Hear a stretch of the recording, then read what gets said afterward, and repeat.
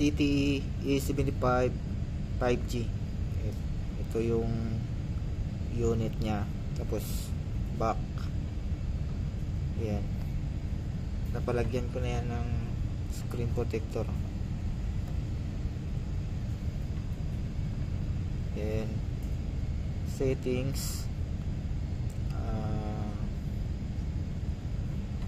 RAM nya is 4GB plus meron pa siyang extended na 4GB RAM.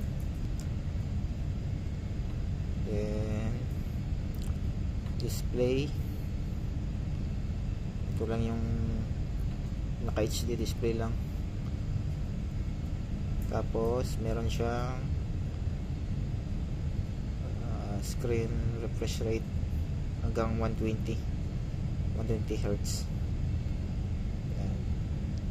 Then test natin sa Mobile Legends.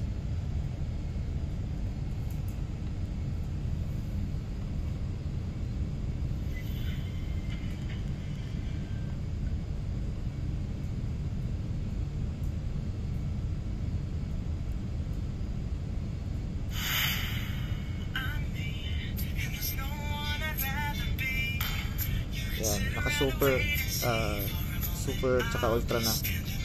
High frame rate, super, graphics ultra,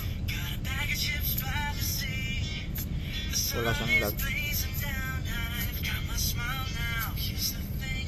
Yun lang.